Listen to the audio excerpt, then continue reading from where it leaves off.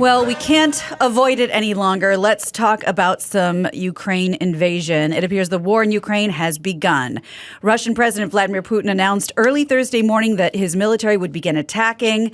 President Biden responded, saying the world will hold Russia accountable. So it's believed that Putin thinks Russia has a rightful claim to all territories from the historical Russian Empire, which predates the Soviet Union. We're talking, 100 years ago. Biden has called for harsh sanctions on Russia that will impose severe cost on the Russian economy.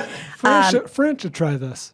Yeah. Places back. We're looking at some video as I do this. That is, I believe this is video of the bombing of the airport near Kyiv.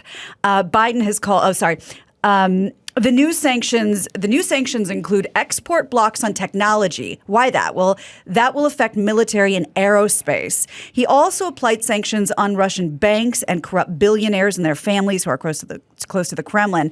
Biden also announced a new deployment of ground and air forces to NATO's eastern flank, but says U.S. troops would not engage in direct conflict in Ukraine. Oh, great. Are we talking World War III or what are we doing? Close. Yeah. I mean, it's closer than we were 3 days ago or 3 months ago.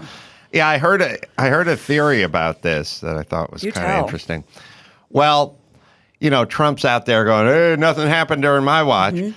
And it's an interesting psychological thing because, so I've always said, so there's two ways you can run a country. You can run it like a sort of bully, and then you can run it like Garcetti runs our side. Now, those are our only options. They're both shit, but the bully guys, they think like bullies. And I used to say on Loveline, we could find this one. I think I was interviewing Alec Baldwin or something, and I was like, you need to pack on a few pounds, get a 3-piece suit with a pocket watch, grow a big beard and run for president, and then you'd say to all these guys, I said good day. You know what I mean? They go, that guy's a big guy. Mm-hmm. Like literally stature. Yeah. Right. Yeah. When you're dealing with bullies, like as if he's going to fight him or something. But it's like when we get this sort of, waif models, they get the skinny chicks in there or whatever, they go, oh, this guy's soft. I could fucking take him. Like they're thinking about a physical fight behind a bar. Right.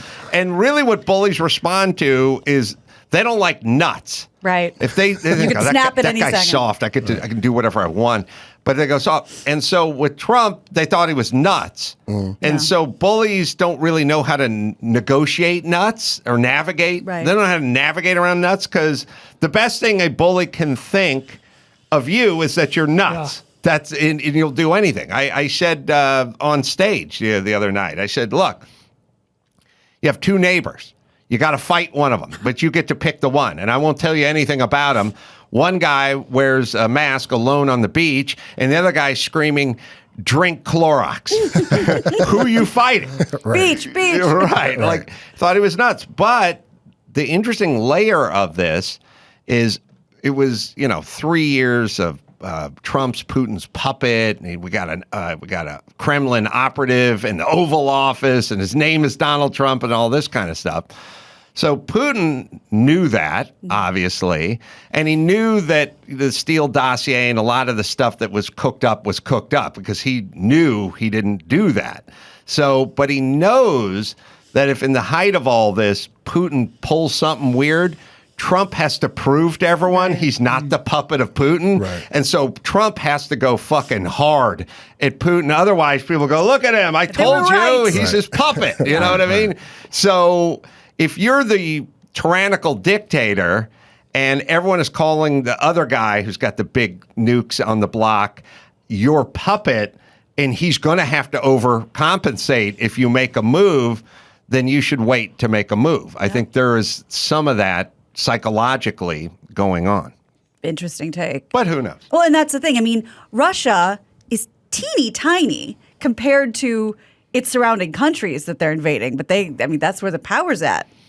Yeah, I don't know. It's like, first off, as I've said many times, craziest white people on the planet. Like, hey, I want to go to them and go, listen, Whitey's kind of mellowed out over the years. Right. We used to be Vikings and shit. Right. We don't do so much raping and plundering anymore. Right. You guys are some kind of weird old school Throwback. holdover throwback There was team. a throwback. Yeah. Throwback Thursdays. Well, and the Ukrainian, the leader of Ukraine even spoke in Russian to the Russian people and said basically, I don't know where this is going to air. Russia's not going to air it, but I'm talking to you. Like, what happened? We don't want this. You don't want this. You have relatives here. We're, the same, but I'm talking to you, and the people in my country don't even understand what I'm saying. We are not Russian. We don't speak your language. We're not like, what do you want from us? Well, I know we got sanctions, but that doesn't seem. I mean, it's all about control bullies. at the end of the day, right? Well, the thing reconquering the empire. Yeah. The thing that I found interesting, because I was listening to the Biden's press conference earlier today, and we're doing sanctions and more sanctions, and all the UN countries were all going to unite in sanctions. And then somebody said, what about sanctions against Putin personally? And they're like, that'll be for later. What do you do?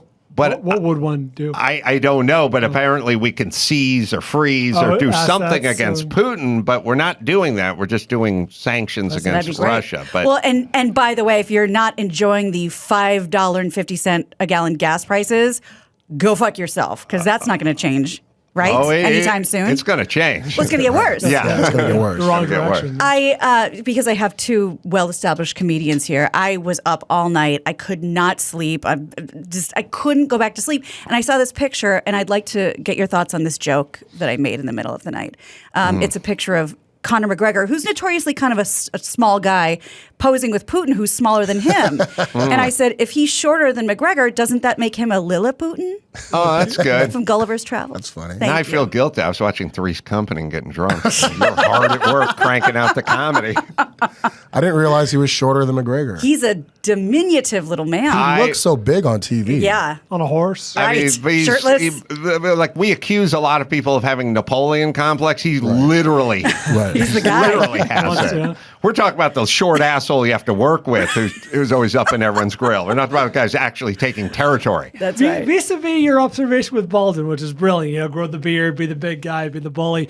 When's the last time we, as a country, elected like a young, athletic, like in shape, manly man? You know what I mean? Like, you could say Gerald Ford, but he wasn't elected. You know what I'm saying? I think you got to go with like Kennedy or Eisenhower. Yeah, someone. You wouldn't consider Obama in shape? I will consider, but not, he's being- not spindly. You know what I mean? Like, that's he's not the not manliest. being fat He's not isn't gonna the strike same fear as kicking ass. He's You know not what going to I mean? strike fear into Hey, he has a Putin. great three-pointer, though. He does. He He's an does. athletic guy. Smooth Yeah, if you want to play stroke. horse with him, by all means. I agree. That guy. Well, whoever I mean, in plays. shape. Like George W. Bush was in shape. Right. Like, he's Whoever he's plays the- physically strike fear into. Yeah, I am. It's a weird. I mean, sad, but Putin's a little guy. He's a bully, and I think he sees the old guy and the chick, and he goes, "I could take them. I can do that. Right? Yeah, like it's literally factors in. Yeah. Anyway, Ronald Reagan was an athlete. He wasn't played an athlete. 5 years old though. I know Reagan He was like a big, tall, handsome statuesque, guy, ex-actor and all that. Fine. He was probably, Johnson? well, it's been a long time. Yeah. I think is I is the agree. point. Well, I don't think you're going to be shocked at this, but I love that it's an article. This is from Vice News. As young people join the military these days, we have a problem. They call them the Nintendo generation, and it's at risk of more injuries at boot camp because they have weak skeletons. Oh my God. Because soldiers that are arriving now haven't been toughened by sports and other physical activity. They're home, they're playing video games. They can work a drone, which is fabulous. But military leaders are learning that their bones of the new recruits, for real, are more brittle than in past years, which is leading to a lot of injuries in basic training. I heard that most soldiers get hurt more in combat training than on the field. Like 10 times more. I think this is part and parcel that I'll graft this onto that. But I would say if I was trying to make an argument for how kick-ass our military is, this number is the one I would trot out. I think in the last 25 years, we have killed more of our own men by mistake than the enemy has. Like absolutely. friendly fire. We killed our own more than the opposition. Are you saying this at the recruiting center? I'm saying, you're a pretty kick-ass country when whoever you're fighting doesn't put a dent in the casualties. Right. And our weapons are so badass, we'll do it ourselves. Right. Before you stand the dotted line, kid, listen to this. Just in case. There's a little disclaimer. Listen, everybody. The great Dr. Drew's words always ring in my head. No free lunches in nature. No such thing as slathering Purell on everything without fucking up your immune system. No such thing as spraying sunblock in everyone's face without some secondary cause of that.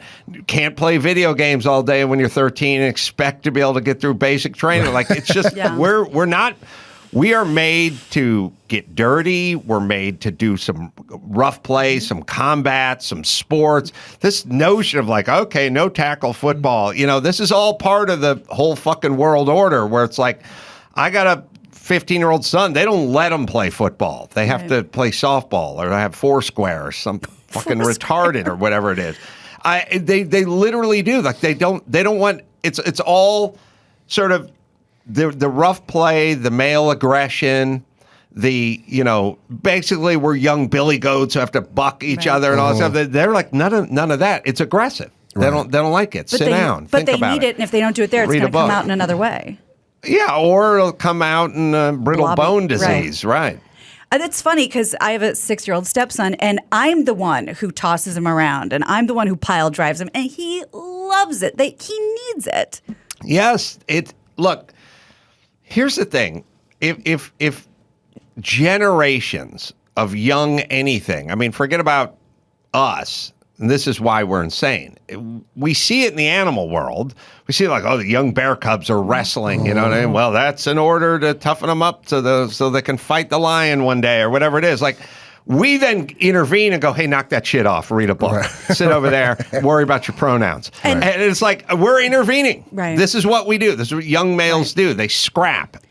We don't like it. The other important thing about that, I believe it was Jordan Peterson who sat in the studio and said a big reason you need to be able to roughhouse is because then you learn how far you can go without hurting the other person. Right. So now kids are just smacking each other and they don't know that they need to pull it back. Said it a million times. Women, this is why you're seeing women fight all the time. They have no governor. They're fucking throwing haymakers. Guys learn you could crush someone's orbital socket if you start throwing haymakers on a Southwest flight. You know what I mean? Like, for example. No, it's you. You learn to regulate, and when we headlocks and all I did was wrestle growing up. That's all I did. But you learn, and you also like there's rules. Like when the guy yells, "I'm serious," that means he is fucked up. Seriously, guys. Yeah, that's when you're supposed to back off a little bit. Did you get in many fights growing up? I got in fights little bit later on in my adult life. Like physical fights? Yeah. Oh. So just cooking over his time. And how did we taught a lesson? Yeah. I grew up playing a lot of football and wrestling a lot and had like very strong physical friends. Yeah. And for fun, we just bashed the shit out of each other. Later on, I got into physical fights. And what would trigger those fights? It would always be the other guy just going, I'm going to kick your ass. And then I would just go, let's do it. Let's do it. Well, you're a big guy, too. I knew how to box or whatever. 6'5"? What are you, 6'6"? No, I'm 6'2". I'm no Vince Vaughn. I don't mean to victimize the victim, but what were you doing to get your ass? Yeah, what were you wearing? Like I said, famously, one of them, speaking of Suzanne Summers, I literally was on spring break in Palm Springs when I was like 19, just walking around. I didn't have enough for the hotel or anything. I was like walking through someone else's hotel, and there's cabanas by the pool or whatever, and I just walked into someone's room, like the door was open, and it was hot outside. Maybe I get a free beer or something, and I just sat down in this room in this cabana thing. It's like a small bungalow room, and then the phone rang, and the rule used to be when the phone rang, you had to pick up. Like if you were standing by a payphone and the phone rang, you'd have to go, hello? You don't do that with people's cell phones now. Like the phone rings, the guy next to you on the subway. Yeah, give me that. I'll handle that. But you just pick up, and I just picked up the phone. I've told the story before. I'll make it fast. But I picked up the phone before, and I picked up, and I was like, hello? And the guy's like, hey, put Diane on. And I was like, I don't know who that is. And he goes, you put her on or I'll kick your ass, dude. And I was like, well, I don't know who Diane is, but she's not here. And he's like, dude, you put her on. I mean, this guy was probably drunk. You put her on. I'll come over there right now and I'll kick your ass. And I said, all right, I'll be waiting. In your room. I just hung up the phone. And he came over? Oh, yeah. Two guys. Oh, shit. And what happened? He came over, two guys came over, and they were like, able-bodied looking guys. Right. I mean, the kind of guys that want to know where Diane was and want to kick someone's ass. They were good to go. And there's two of them. And he just came walking in, and he said, like, you the guy who picked up the phone? And I was like, yes, I was. And he's like, well, let's go. And I was like, okay. And I wish it was over someone's honor or something. I was in improv at the time. Yes, and. I was yes-anding. And we just walked out front to there was a cement pathway, that led to the things. And it was, all right, here we go. And then 2-on-1? Who won that fight? I beat him. I beat him up. And both of them? Well, I love how fearless you are. I wasn't really. He has a very low resting just low self. It's just low self-esteem. I bonked him a couple times. He went down. He just didn't get back up. Yep. I started making fun of him because you have to clown him after you beat him. I clowned him. I was like, you better get some ice on that, man. That thing's eyes gonna swell up bad. And then his friend made a move, and I bonked him. And I had just smacked them both. And then they just got up and left. That's good. Yeah. Did you ever find Diane? No, the other guy never found out Diane. The other one was just the same thing, just dudes just coming up talking shit. When was the last time you got in a physical fight? How many years ago? 25 years with or Snake, whatever. Like right? Was it at the party? Oh no. We fought a guy in a parking lot. That doesn't count. Yeah, it's subterranean. The Sherman Oaks Galleria right. guy. Well, you came close as an adult at the ArcLight. Yeah. Oh, ArcLight? The parking lot. At the movie theater? Oh, I was thinking the studio out front here. That was a homeless guy who wasn't posing no threat. Oh, yeah. Oh, he was a little dicey. Oscar De La Hoya was with him. Yeah, that's true.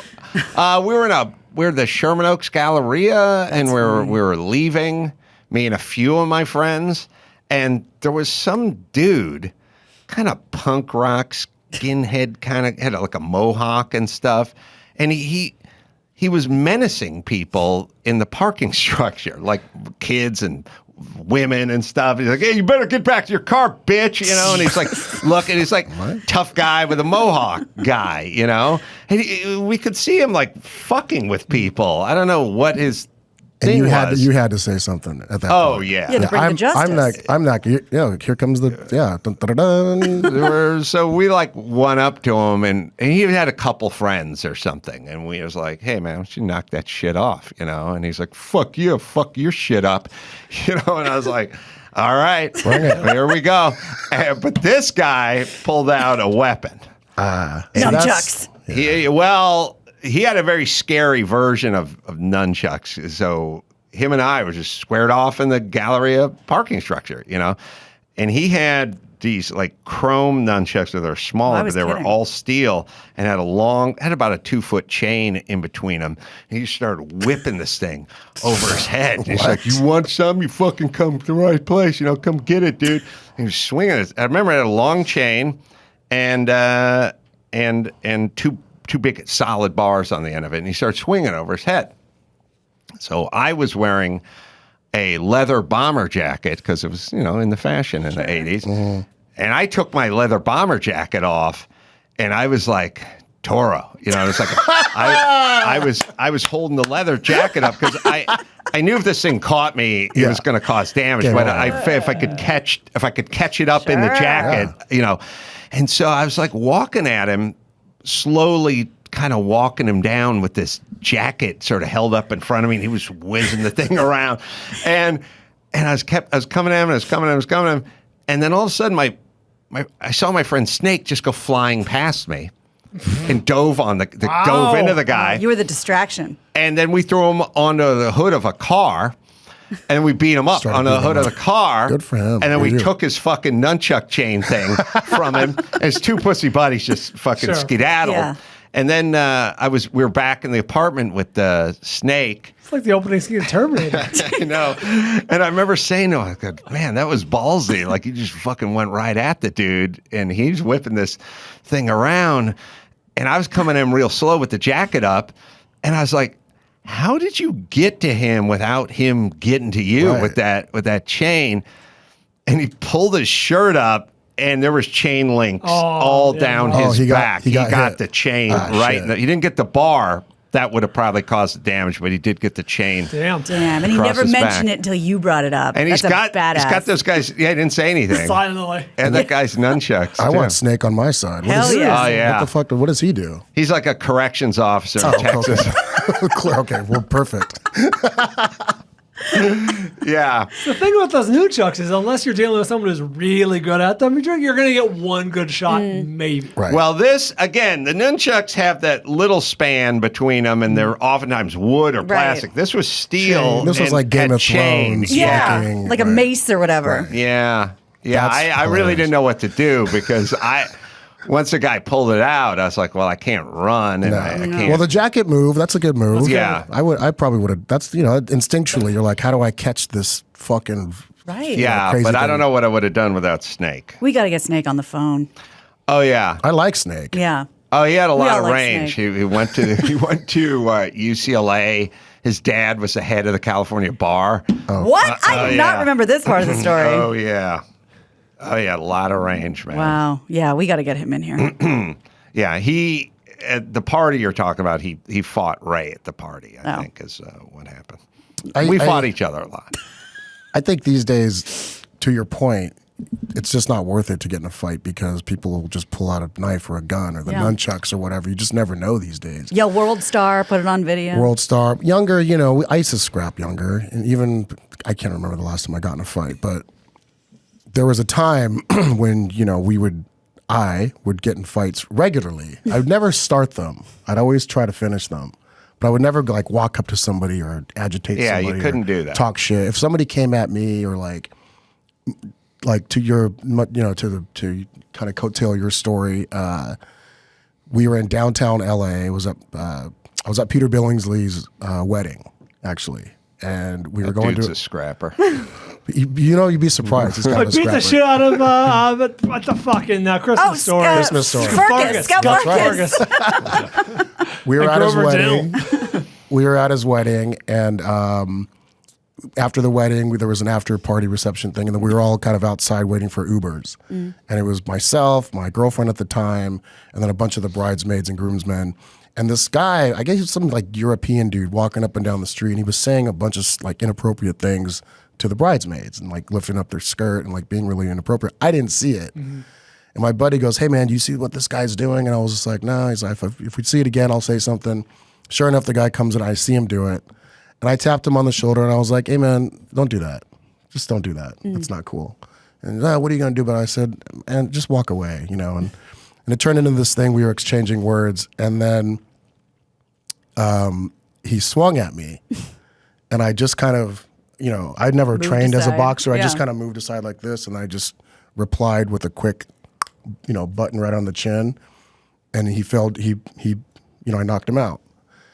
And then I pulled in one of those Muhammad Ali moves. I just went like this. Hands up, shuffle. And my girlfriend was like, "What the fuck? What? You just fucking hit that guy?" I was like, "He swung at me. What do you want me to do?" Yeah. And then I was the bad guy. It's now sanctioned. I was a bad guy. You didn't for get that. like a free pussy coupon for the rest of the year? Don't do that. That's Burt Reynolds. Yeah. I had, and then, everyone was like, well, it was a weird thing because I remember we had gone to dinner the next night and Vince was at the wedding too, but he didn't see this altercation. So Vince was like, "Hey man, I heard you got in a fight last night." I said, "It wasn't a fight. I knocked this guy out." He looked at my girlfriend and he goes, did he deserve it? And she goes, "No." She sold you out. No. She sold me out. And then She's Vince gotta go. And then Vince looks at me and he goes, did he deserve it? And I said, "You're goddamn right he did." And he said, "Would you do it again?" And I said, 100%. And then Vince looks at me and he goes, The wink. "Good job." He scraps. He used to be a scrapper. Vince is a scrapper. It guy. looming. I've heard. Yeah. He used to fight a lot. Wow. We used to get in fights all the time in Hollywood when we were growing up. A lot of fighting is based on most people assuming other people don't want to fight. So they Right. have this kind of. It's like you're playing cards with someone who's not that good, and you got a pair of deuces, and you go, "I'm all in, I'm Yeah. pocket." And the person, most people are like, "Oh, Back fold," down. you know, Right. but they're not prepared usually Right. when guys are like, "Let's do it." This weapon. Chris may have found my weapon, the Kasari Fundu. The hell? The Oh, chain. that's it. Oh, it's the chain with the weights on the end, on each end, used in Japan. Wow. And in parts of And Sherman then- Oaks. Evidently. They've jumped the border. They're into Sherman Oaks. They made it to the That's Galleria. a crazy looking weapon. Yeah. It'll cause damage because once they whip it around, the Yeah. fucking metal thing hits you in the head or something. You'll get jacked up. It also looks like a sex toy of some sort. Oh, very much so. right? Yeah, Is it well, S&M? that's another snake story for later. All right, let's bring it home, Gina Grad. You got it. I'm Gina Grad, and that's the news. Here's all the guys I've slept with.